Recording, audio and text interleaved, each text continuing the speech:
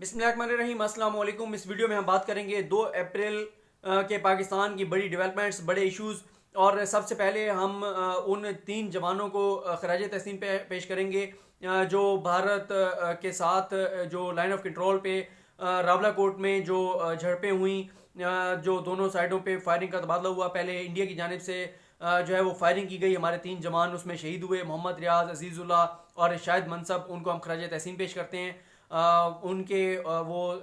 शहीद तो वैसे ही ज़िंदा होते हैं, उनके घर वाले भी जो है वो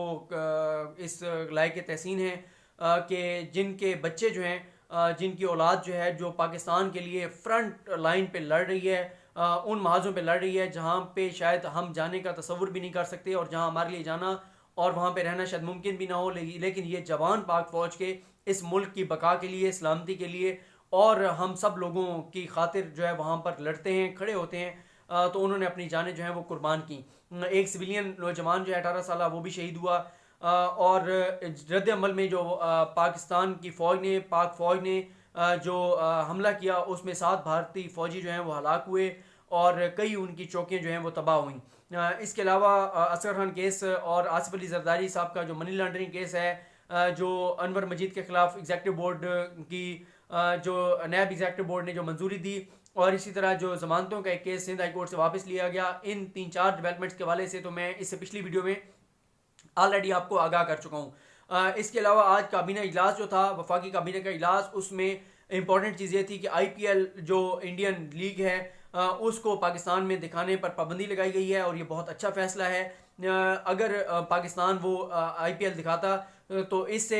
भारत को बहुत बड़ी जो है इनकम मिलनी थी, बहुत बड़ा उनको उनकी जो एडवर्टाइजमेंट है, जो उनका पैसा उनको मिलना था, और वो वही पैसा इंडिया जो है इस वक्त वो पाकिस्तान के ख़िलाफ़ फिर वो इस्तेमाल करता है। वो उससे उनको जो फंडिंग मिलती है उससे इंडिया जो है उनको फाइनेंशियली फ़ायदा होता है। तो ये अच्छा फैसला है कि वो मैचेस नहीं दिखाए जा रहे, जिससे उनको एक मुआशी तौर पे इंडिया को नुकसान होगा, और कम अज़ कम जो IPL के जो इन्वेस्टर हैं उनको ये पता चलेगा कि पाकिस्तान में ये मैचेस ना दिखाने से उनको नुकसान हुआ है। इसके अलावा एक और बड़ी ख़बर ये है कि नवाज़ शरीफ जो हैं वो अपनी पार्टी से शदीद तरीन बहुत सारे रहनुमाओं से नाराज़ हैं। जैसा कि जेल से भी, जब जो वो जेल में थे तो उस वक्त भी उनकी पार्टी के अंदर जो है वो मियाँ जावेद लतीफ़ ने आके बताया था कि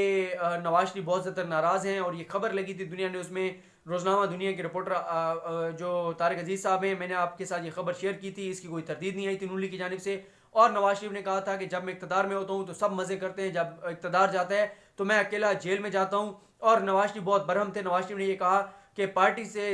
मेरी पार्टी के से ज़्यादा तो पीपल्स पार्टी मेरी बीमारी पे शोर मचा रही है और आवाज़ बुलंद कर रही है। दूसरी उसके बाद खबर ये है, ये भी तारिक अजीज़ साहब की खबर है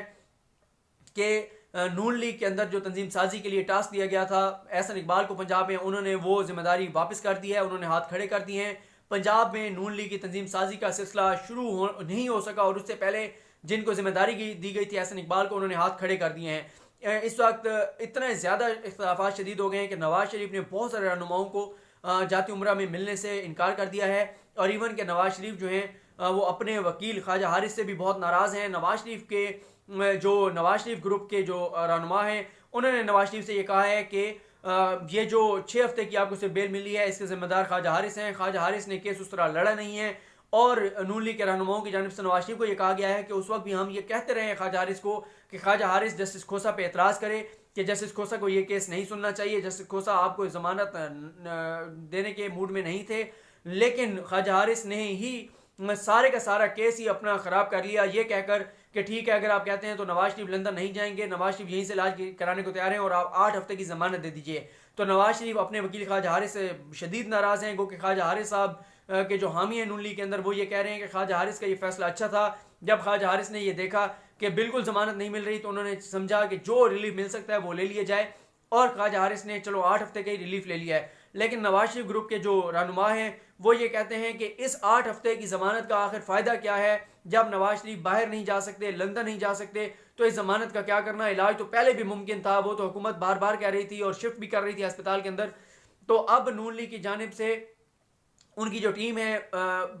वो बैठ के ये सोच रही है कि नवाज शरीफ साहब के किस तरह के मेडिकल टेस्ट तैयार करवाए जाएं کہ اور کس طرح کا کیس بنایا جائے جس سے یہ ضمانت جو ہے وہ ایکسٹینڈ ہو سکے. گو کہ ان کی یہ ضمانت ایکسٹینڈ نہیں ہو پائے گی, ان کو ایک بار سرنڈر کرنا پڑے گا, ان کو گرفتاری دینی پڑے گی, اس کے علاوہ ان کے پاس کوئی چارہ نہیں ہے. اور ابھی تک 1 ہفتہ ہو گیا ضمانت کو, ابھی تک ان کو ہسپتال میں داخل نہیں کرایا گیا. اور جتنی بیماریاں بتائی گئیں کہ ان کو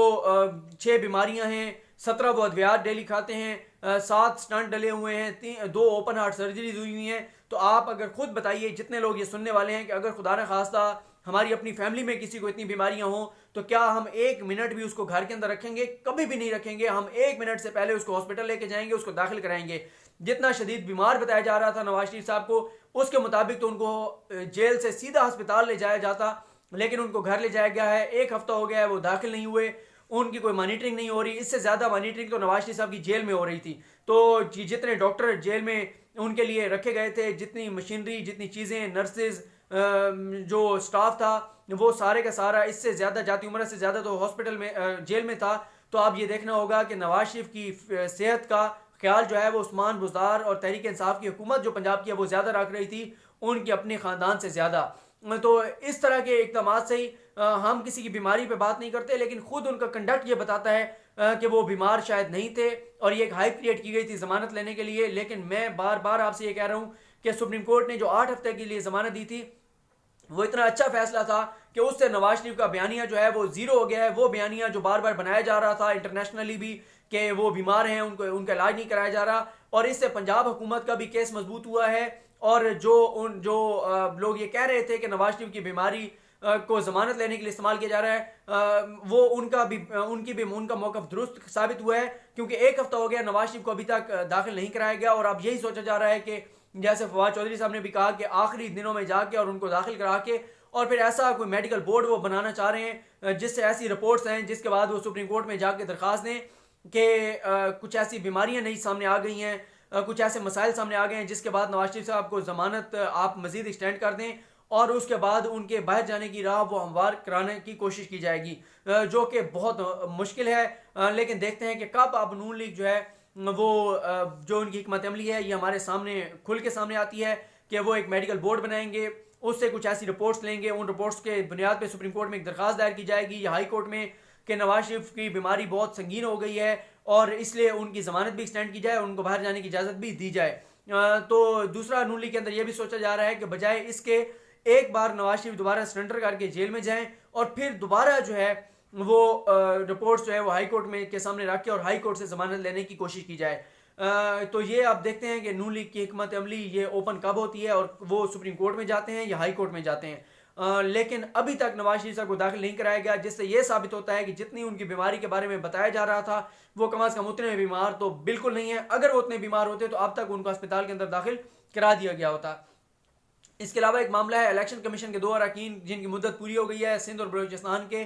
اس حوالے سے وزیر اعظم اور اپوزیشن لیڈر نے مشاورت کرنی ہوتی ہے. اس کے لیے عمران خان نے شاہ محمود کو کہا, شاہ محمود نے رابطہ کیا, شاہ محمود قریشی نے رابطہ کیا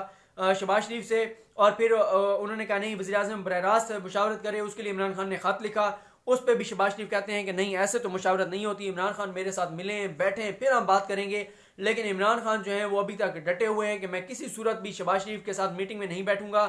اور عمران خان نے جو خط لکھا ہے اپوزیشن لیڈر کو, اس میں انہوں نے کہا ہے کہ سپریم کورٹ کے فیصلوں کے نتیجے میں بھی مشاورت تحریری طور پہ ہوتی ہے, اور میرے سیکرٹری نے جو خط لکھا تھا وہ میرے حکم پہ لکھا تھا اور میں آپ کے ساتھ مشاورت کر رہا ہوں. لیکن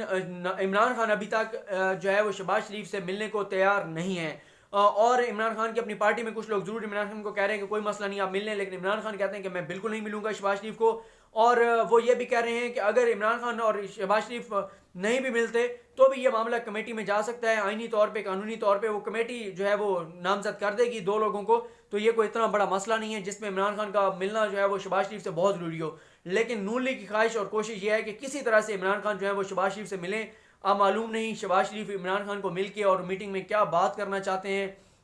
کیا ان کے ساتھ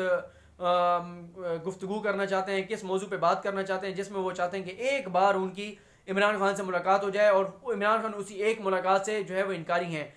اس کے علاوہ فواد چودھری صاحب نے آج جو ایک پریس کانفرنس کی اس میں انہوں نے ایک بہت اہم بات کی ہے. انہوں نے یہ بتایا ہے کہ پچھلے 10 سال میں پیپلز پارٹی کی سندھ حکومت کو 90,000 کروڑ روپے جو ہیں وہ ملے ہیں. تو اب آپ خود دیکھ لیں جو سندھ کے رہنے والے ہیں خاص طور پہ کہ 90,000 کروڑ میں سے اس سے آدھے بھی اگر لگے ہوتے 10 سالوں میں تو وہ نظر آ گئے رہے ہوتے، لیکن آپ کو وہ کہیں پہ بھی 90,000 کروڑ روپیہ لگا ہوا نظر نہیں آتا۔ تو ایک بات تو جیسے فواد چودھری صاحب نے بھی کہا کہ مسئلہ یہ نہیں ہے کہ وفاق سندھ کو پیسے نہیں دیتا، وفاق سندھ کو پیسے دیتا ہے، لیکن سندھ جو ہے آگے سندھ کے لوگوں پہ، اندرون سندھ اور وہ کراچی اور ان علاقوں میں پیسے خرچ نہیں کیے جاتے۔ اگر آپ ایک وہ کیس یاد کریں جس میں اس واقعے chief justice Sindh high court نے کہا تھا، جب ایک کرپشن کا کیس تھا لاڑکانہ کا، تو انہوں نے یہ کہا تھا کہ ایک گھر تو ڈائن بھی چھوڑ دیتی ہے، تو سندھ حکومت جو ہے وہ لاڑکانہ کو تو چھوڑ دیتی، جس کو وہ اپنے سیاسی طور پہ اپنا قبلہ اور کعبہ کہتے ہیں، سیاسی طور پہ اس علاقے کے پیسہ جو ہے وہ تو کم از کم ان لوگوں پہ خرچ کر دیتے، ایک علاقے تو آپ بخش دیتے، ایک علاقے کے پیسوں میں سے آپ کرپشن نہ کرتے، ایک گھر تو ڈائن بھی چھوڑ دیتی ہے، لیکن آپ نے تو لاڑکانہ کو بھی نہیں چھوڑا۔ تو یہ اب